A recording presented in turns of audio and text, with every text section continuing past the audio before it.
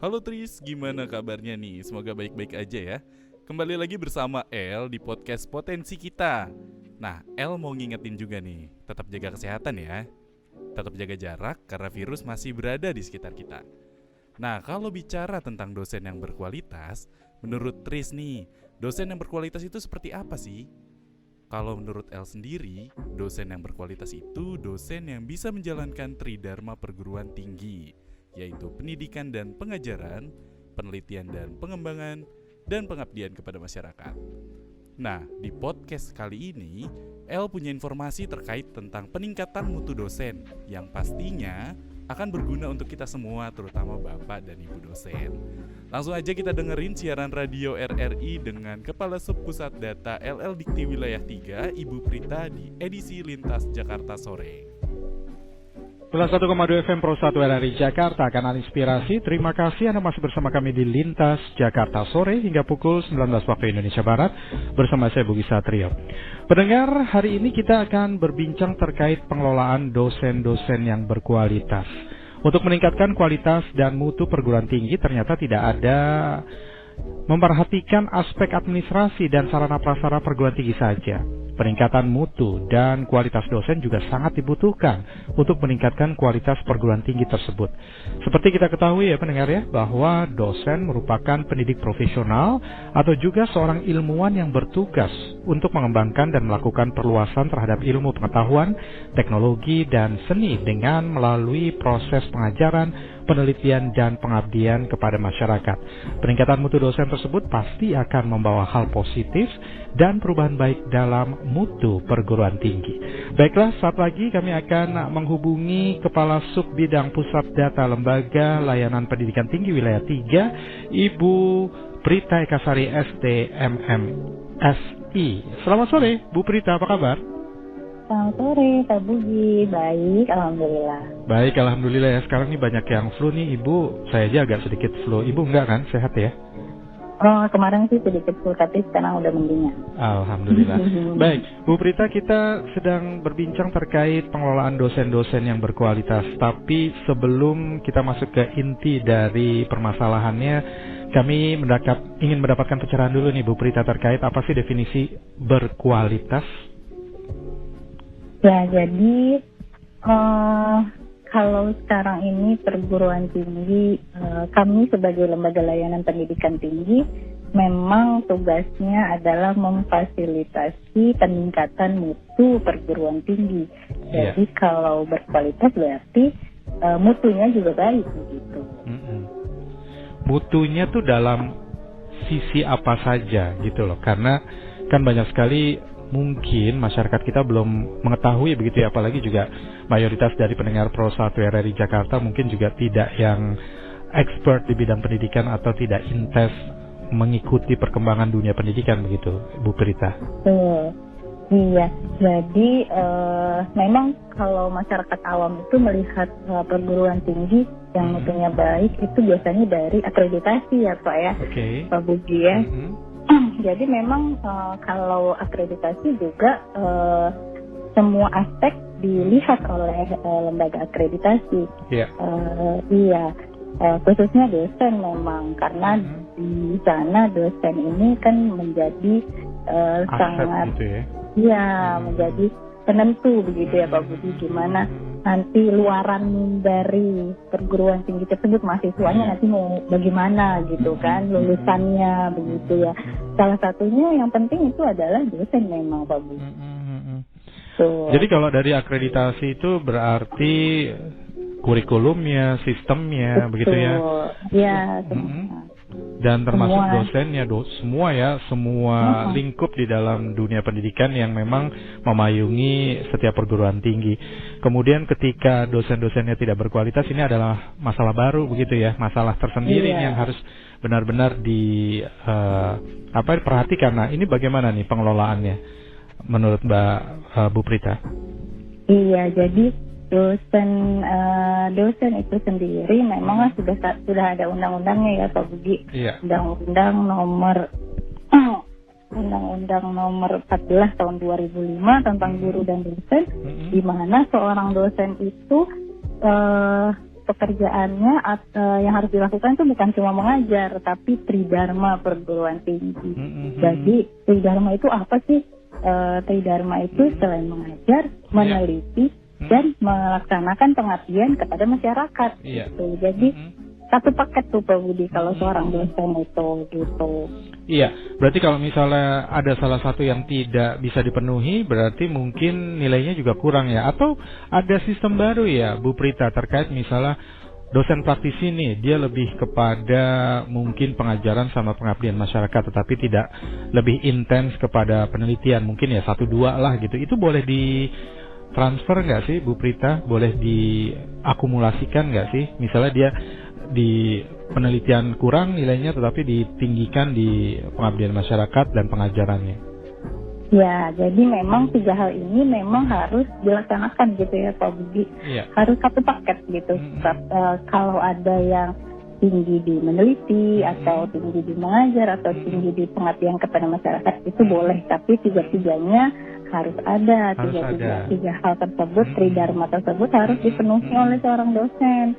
Jadi memang dari tridharma ini seorang dosen ketika memenuhi tridharma tersebut itu ada jenjang karirnya juga seorang dosen. Gitu. Jadi dari mulai asisten ahli, lektor kepala sampai jenjang yang paling tinggi adalah guru besar atau profesor. Gitu. Jadi ketika seseorang berkarir sebagai dosen, memenuhi tridharma, terus memiliki jabatan fungsional yang tadi asisten ahli sampai profesor, nah itu pemerintah juga memberikan reward gitu Pak Budi. Jadi nantinya pemerintah memberikan tunjangan kepada dosen-dosen tersebut gitu Pak Budi. Yang diberikan tunjangan pada dosen itu melalui sertifikasi dosen dan juga guru besar ya. Tapi kalau lektor kepala kayaknya belum ya Bu Prita? Enggak. Jadi ketika dosen sudah punya asisten ahli, jenjang kepangkatan pertama, lalu nanti datanya eligible, mengikuti sertifikasi dosen, lalu yang bersangkutan lulus mendapatkan sertifikat terdidik. Nah itu dari sana dosen tersebut bisa memperoleh tunjangan gitu, sampai nanti itu namanya tunjangan profesi ya. Kalau sudah guru besar 2 kali ada tunjangan profesi dan tunjangan kehormatan gitu. Oh, kalau udah profesor ya? Iya, yang memang nilainya juga nggak main-main sih Pak Budi ya. Gitu. Karena memang dokter aja kalau nggak salah ya Bu Prita, dibandingkan dengan keseluruhan populasi di Indonesia juga masih sangat kecil ya Bu Prita? Ya betul, dokter berarti S3 ya Pak Budi ya. Dokter S3 memang, berarti? Iya, memang jumlahnya memang tidak banyak ya Pak Budi persentasenya gitu ya. Memang kan kalau seorang dokter 1% ada nggak Bu Prita? Kalau dibandingin dengan 270 juta rakyat Indonesia? Belum ada ya? Iya, belum Pak. Kalau bandingannya jumlah rakyat sih belum ya Pak Budi. Belum ya. Apalagi kalau bandingannya jumlah mahasiswa? Enggak sih. Kalau kami sih biasanya perbandingannya tuh dosen keseluruhan di wilayah Jakarta saja kami punya 24.000 dosen gitu ya Pak Budi ya. Guru besarnya itu baru sekitar 2% gitu. Guru besarnya baru 2%. Ini Jakarta aja ya Pak Budi, Jakarta. Tapi ini bisa jadi indikator pengukuran Jakarta kan, apalagi di daerah-daerah lain mungkin akan lebih kecil ya. Betul Pak Budi. Jadi tidak sampai 2% itu profesornya. Kemudian doktornya bagaimana doktornya dari 24.000? Kalau dokter mungkin sekarang sudah relatif meningkat ya Pak Budi dari sebelum-sebelumnya. Karena memang menjadi dosen kan syaratnya adalah magister ya Pak Budi. Jadi terkait akreditasi juga yang terhitung untuk akreditasi perguruan tinggi itu adalah dosen-dosen dengan gelar doktor dan minimal jabatan fungsional itu lektor gitu. Iya. Jadi kalau nggak salah kan di LLDT wilayah 3 itu sekitar hampir 300 lah begitu ya perguruan tinggi ya Ibu ya? 290 something gitu ya? 295 ya kan? Ya. Kemudian yang terakreditasi unggul itu juga kalau nggak salah masih sedikit juga ya Ibu ya? Ya ada 14 ya. 14 ya dari 295 itu kan we can imagine ya. Dan salah satu syarat untuk akreditasi unggul adalah kan banyaknya lulusan doktornya begitu ya yang ada di universitas tersebut. Berarti bisa diproyeksikan bahwa juga totally doktor yang ada di setiap perguruan tinggi itu masih kurang dong ya Bu ya? Iya betul, masih banyak yang masih sedang sekolah gitu Pak Budi. Jadi perguruan tinggi berkewajiban untuk memfasilitasi dosen-dosennya agar bisa memenuhi kualifikasi pendidikan yang sesuai dengan penilaian akreditasi gitu ya. Jadi doktor dan juga jakungnya lektor minimal gitu. Jadi kalau asisten ahli itu sudah tidak terhitung, apalagi belum punya jakung gitu ya. Gitu. Iya. Jadi ini harus diperhatikan oleh setiap perguruan tinggi begitu ya untuk memfasilitasi dosen-dosennya agar bisa melanjutkan kuliahnya atau pendidikannya begitu ya Ibu Prita ya. Iya betul. Tapi kalau dari LLDT sendiri bagaimana nih untuk memberikan stimulasi gitu agar setiap perguruan tinggi ini saling berlomba gitu untuk memenuhi persyaratan minimum doktor lah atau meningkatkan jumlah doktor begitu di kemudian hari.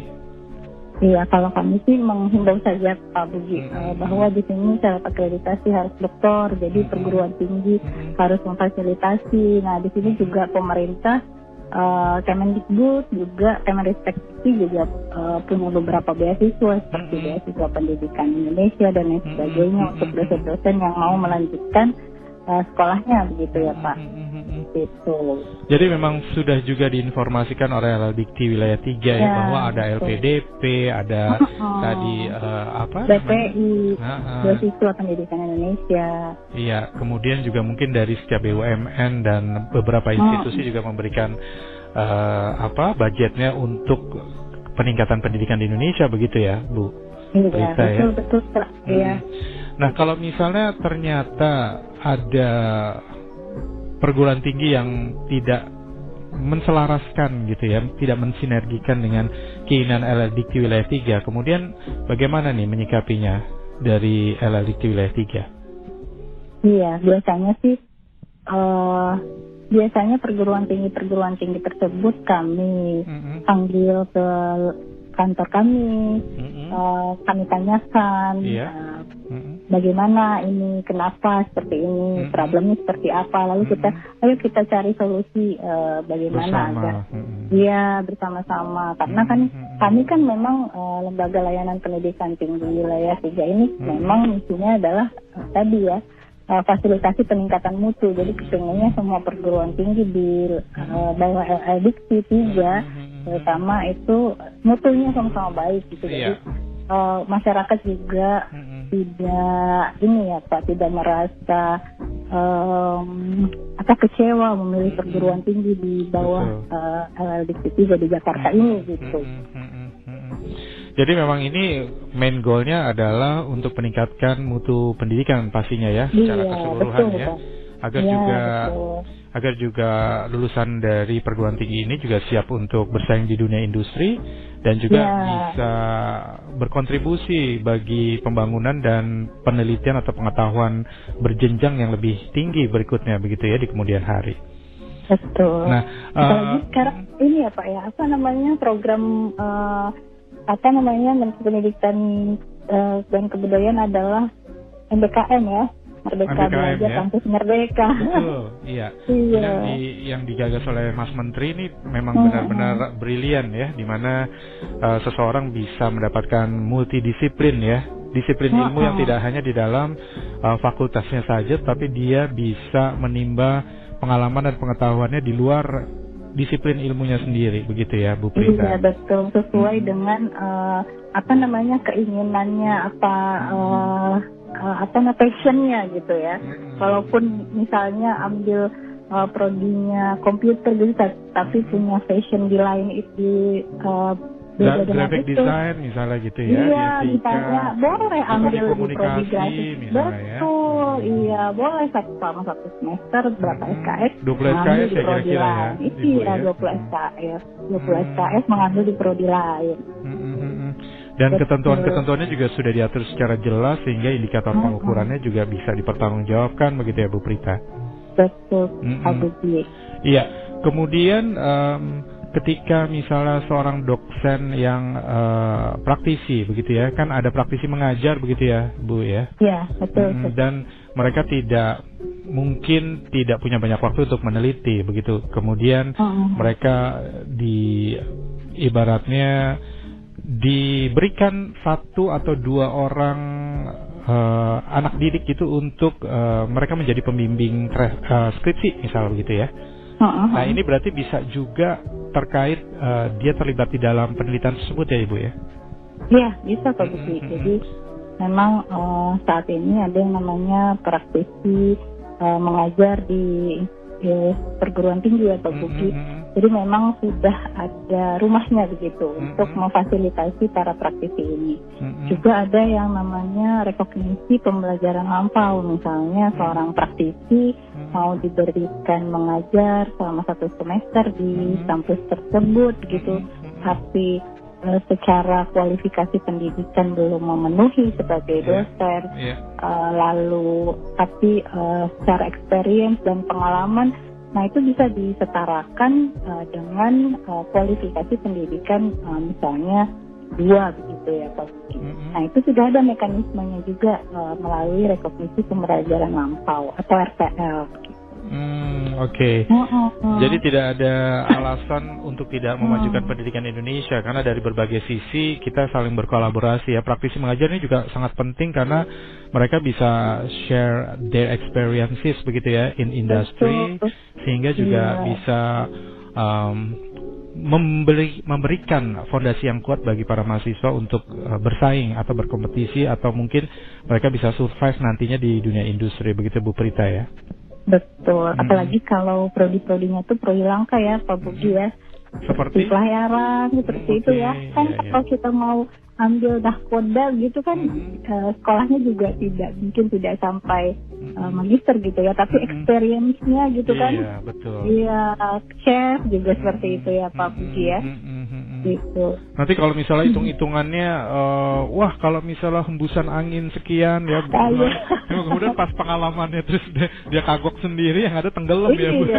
Iya betul kan, itu kan harus dipelajari by experience ya. Nggak bisa teori aja. Tapi berarti untuk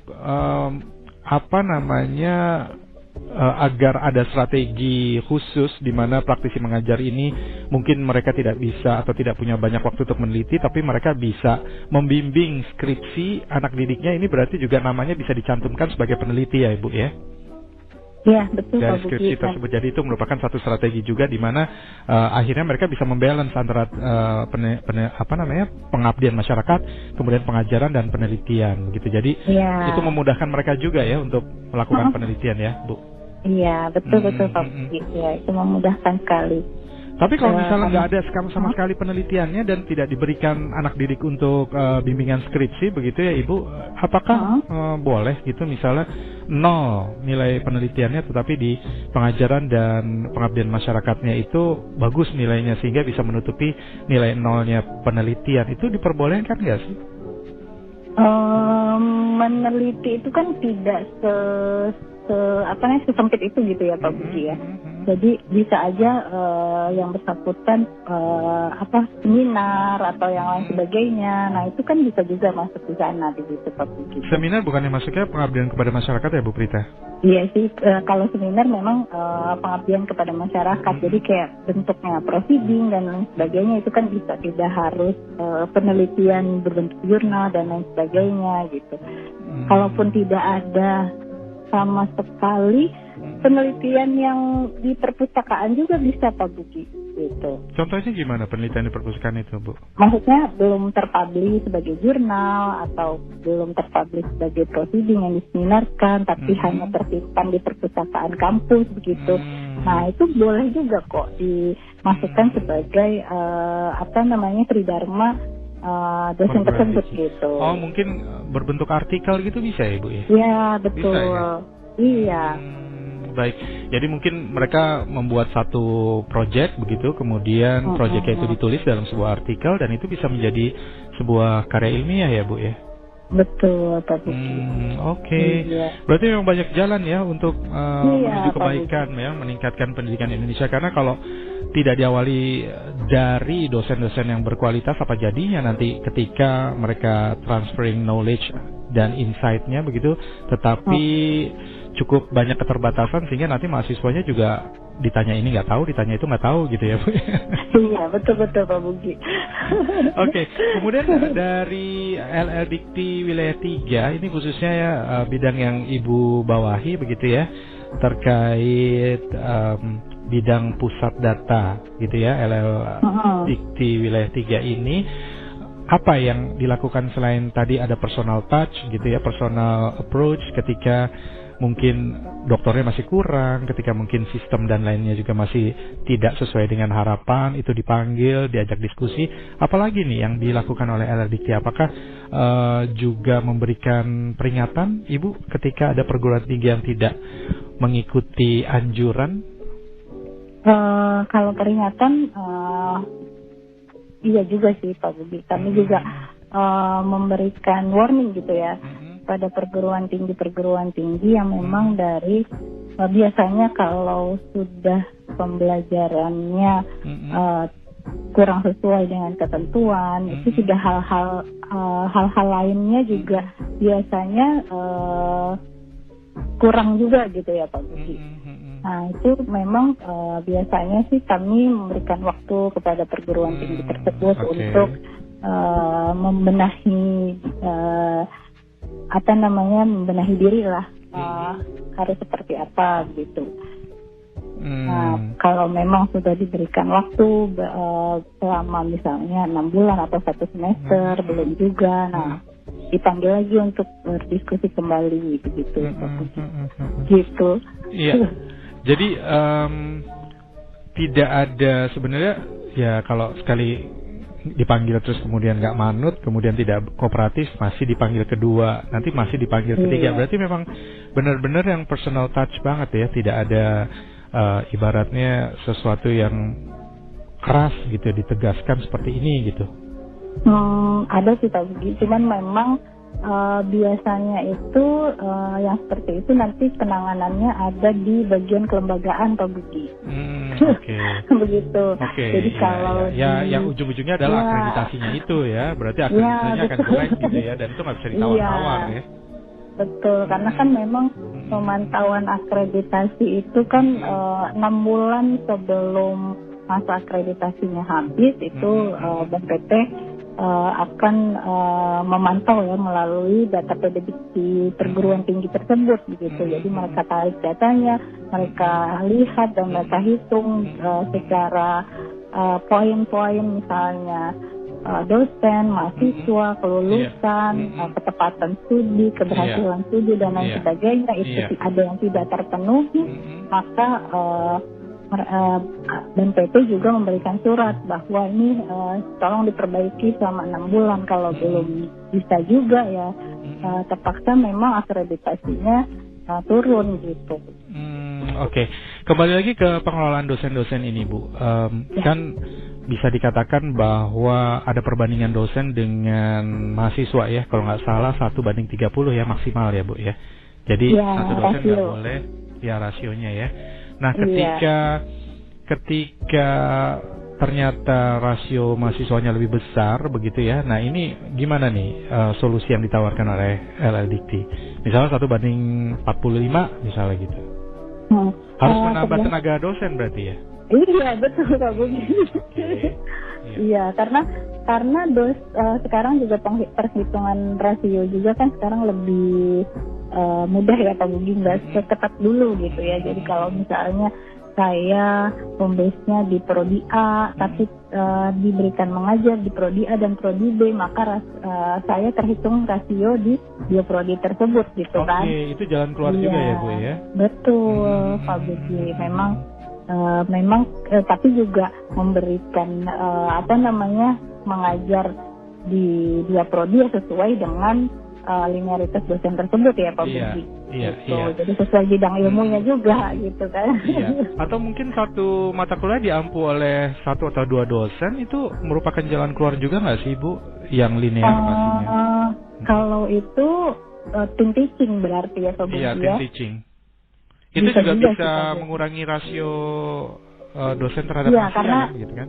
Iya, karena dua-duanya juga terhitung Akan sebagai dihitung ya. rasio. Mm-mm. Betul. Dan itu juga mungkin lebih efektif ya ketika memang mungkin satu mata kuliah ada 3 dosen praktisi yang masing-masing punya keunggulan masing-masing begitu ya di beberapa sub objeknya begitu. Nah, dia akan bisa transfer pengalamannya lebih total gitu ya, karena 3 dosen keren gitu, ibaratnya 3 dosen unggul dijadiin satu, kemudian mengampu satu mata kuliah, satu kelas begitu. Nah, ini kan juga impact-nya juga lebih baik. Kalau menurut Ibu gimana?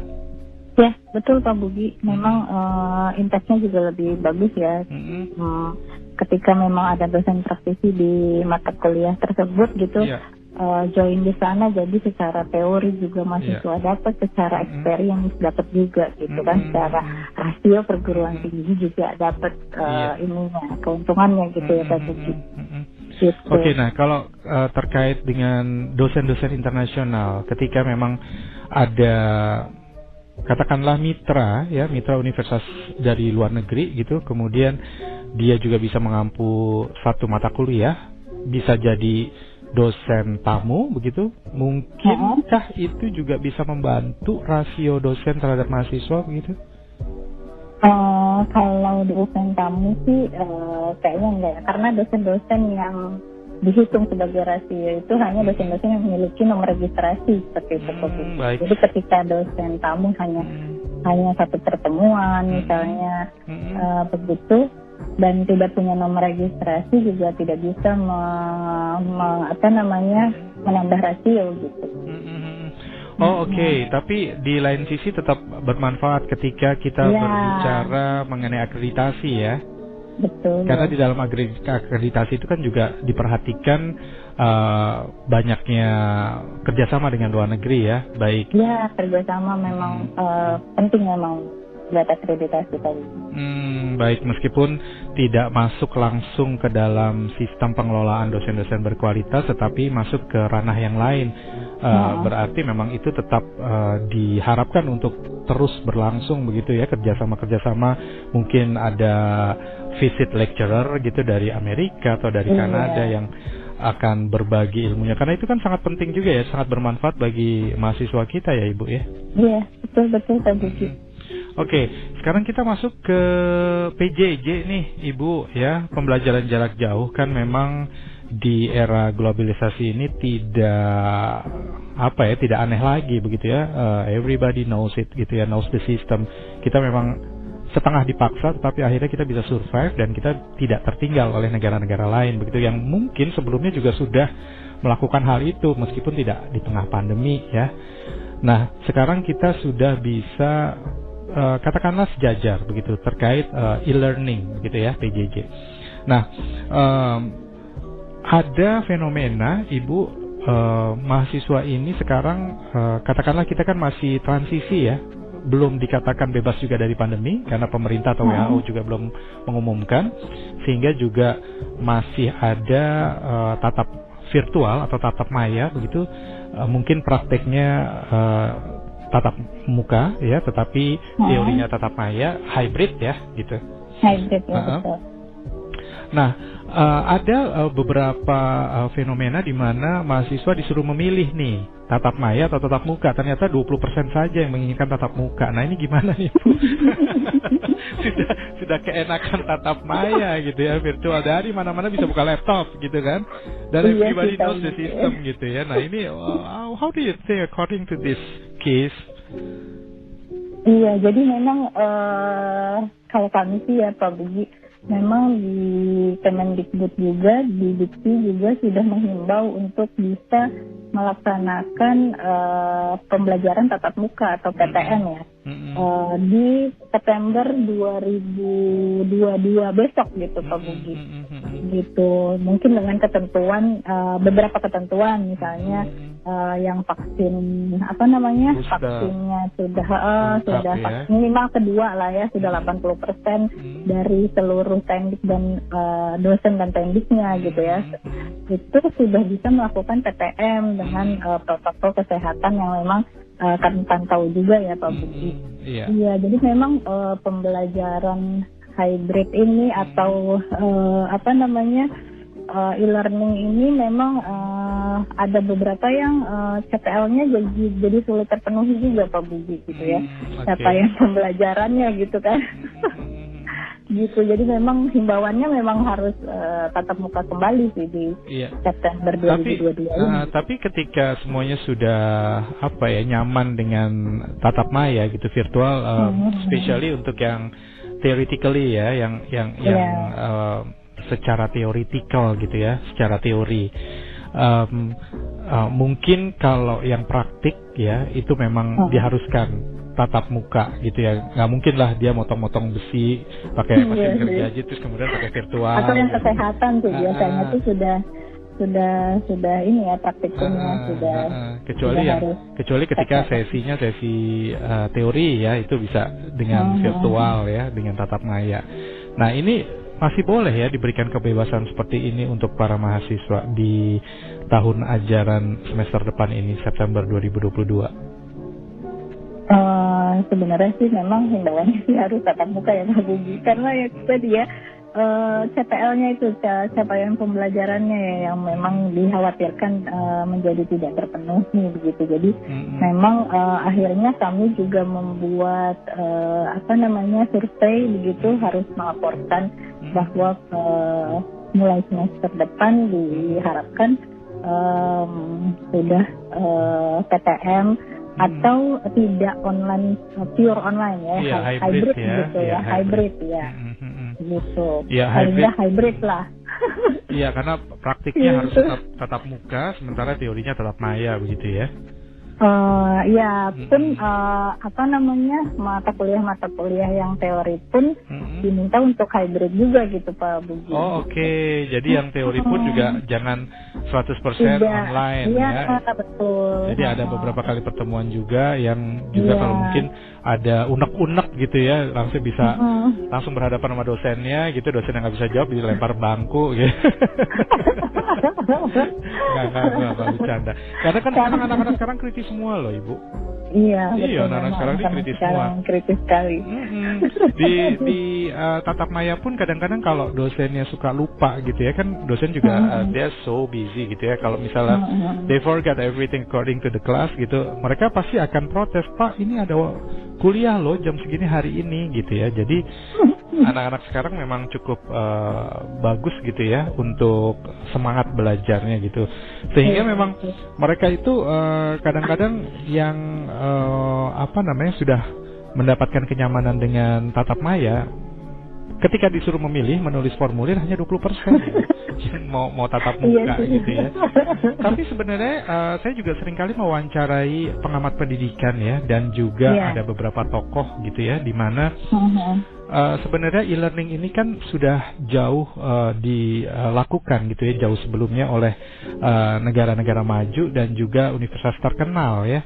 Jadi ini bukan sesuatu yang aneh gitu ketika memang kita tatap maya. It depends on the person, it depends on the students gitu ya. Ketika memang si studentsnya punya responsibility yang baik, sistem tatap maya ini akan berlangsung dengan baik juga gitu ya. Dan itu sudah dilakukan oleh perguruan tinggi di luar negeri, di negara maju, dan perguruan tinggi yang bagus-bagus gitu ya. Nah, ketika kita kemudian kembali mundur gitu ya, kita kan dipaksa nih kemarin pandemi ya untuk bisa beradaptasi secara digital gitu ya. Nah, kita mundur lagi nih gitu, udah maju beberapa tahap terus kita mundur lagi karena kita dianggap tidak bisa memenuhi requirements atau persyaratan dengan menggunakan teknologi digital gitu. Nah, ini kalau menurut gambaran Ibu seperti apa nih? Iya, memang tadi ya depends on the student juga ya Pak. Memang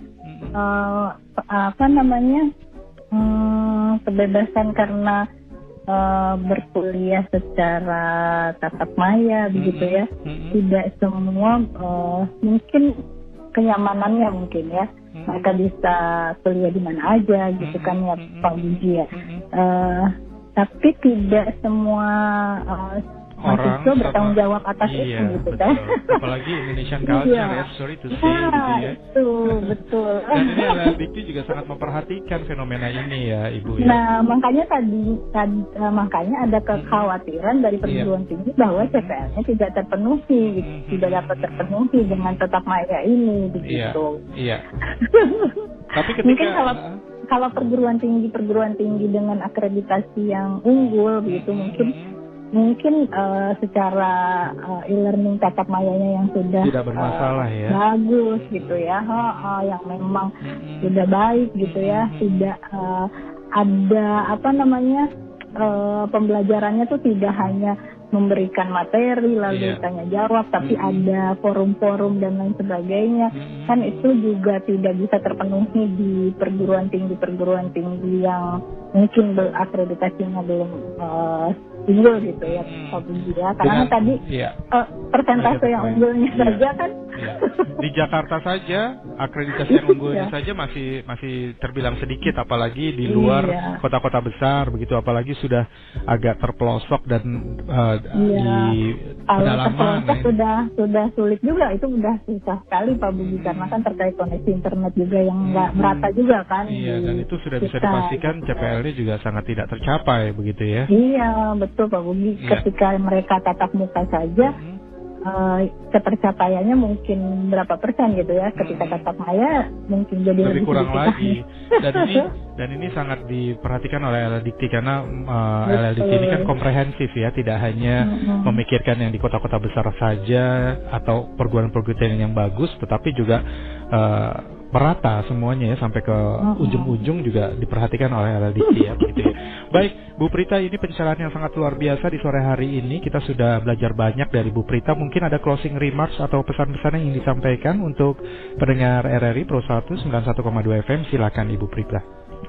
Ya, jadi kalau Bapak Ibu yang ingin berkarir sebagai dosen, mari kita sama-sama memajukan pendidikan tinggi, memajukan pendidikan Indonesia dengan mengajar mahasiswa-mahasiswa pengalaman-pengalaman yang baik dan moral yang baik kepada mahasiswa agar nanti lulusan-lulusan di Indonesia terutama menjadi mahasiswa yang berkualitas.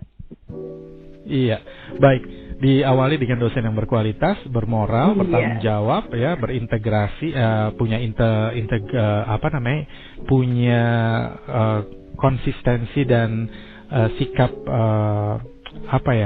integrasi yang bagus gitu ya, sehingga itu akan transferring their knowledge and their experiences, their insight to students with their. Baik, terima kasih sekali lagi Ibu Prita Ekasari STMMSI yang merupakan Kepala Sub Bidang Pusat Data Lembaga Layanan Pendidikan Tinggi Wilayah 3. Salam hormat dan salam sehat untuk keluarga Ibu Prita. Terima kasih Pak Budi. Baik, terima kasih kembali. Selamat sore Ibu Prita. Selamat sore. Demikianlah bincang-bincang kami, pendengar, terkait pengelolaan dosen-dosen yang berkualitas, tentunya dengan salah seorang pimpinan dari Lembaga Layanan Pendidikan Tinggi Wilayah 3 ya, Kepala Sub Bidang Pusat Data, Ibu Prita Ekasari STMMSI. Sudah banyak hal yang bisa kita dapatkan dari perbincangan singkat tadi ya, karena kalau menurut LLDikti, salah satu persyaratan agar mahasiswa punya kualitas yang baik begitu, ini harus diawali dengan dosen-dosen yang berkualitas juga gitu ya. Bagaimana mereka akan mencetak lulusan-lulusan yang berkualitas ketika dosen-dosennya tidak berkualitas ya. Disinilah lulusan doktor juga sangat dibutuhkan, kemudian juga para praktisi ya yang bisa berkontribusi secara pengalaman, mereka bisa berbagi dengan mahasiswa, dan banyak sekali hal-hal terkait akreditasi yang juga menunjang bagaimana dosen-dosen ini bisa punya kualitas yang lebih baik ya. Juga tadi Bu Prita mengatakan international network juga sangat penting begitu ya untuk mencapai akreditasi yang baik. Kemudian juga tidak boleh hanya tatap maya saja, karena LL Dikti ini sangat komprehensif berpikirnya ya. Kalau mungkin perguruan tinggi di kota-kota besar atau perguruan tinggi yang memang sudah lebih mapan, tidak masalah dengan hal itu ya, dengan e-learningnya atau hybrid. Tetapi ketika kita berbicara lebih jauh lagi, mungkin banyak perguruan tinggi yang agak ke dalam, agak di pelosok gitu, mereka tetap harus bisa mencapai CPL-nya begitu ya, capaian pembelajarannya itu dengan tatap muka, tidak bisa dengan tatap maya. Kalaupun dengan tatap maya pun tidak 100% dengan tatap maya, tetapi harus hybrid ya. Jadi e-learningnya pun juga harus sebagian, teorinya pun harus sebagian e-learning dan sebagian tatap muka. Jadi tidak boleh 100% tatap muka. Bukan karena kita kembali lagi ke belakang, tetapi kita lebih jauh untuk memperhatikan perguruan tinggi yang ada sedikit ke dalam ya, atau sedikit di pelosok begitu ya, sehingga memang ini juga harus sangat diperhatikan untuk kualitasnya. Baik pendengar, Oke Tris, jika dosen itu berkualitas, sudah pasti mutunya juga baik. Jadi seperti itu Tris, berkualitas menurut Bu Prita. Oh iya, peran universitas juga sangat penting loh untuk memfasilitasi dosen-dosen untuk melanjutkan pendidikan agar bisa memenuhi akreditasi yang sesuai dengan penilaian akreditasi. Sekian informasi kita kali ini, saya El dari podcast Potensi Kita. Semoga bermanfaat, sampai ketemu di episode selanjutnya. Salam hangat.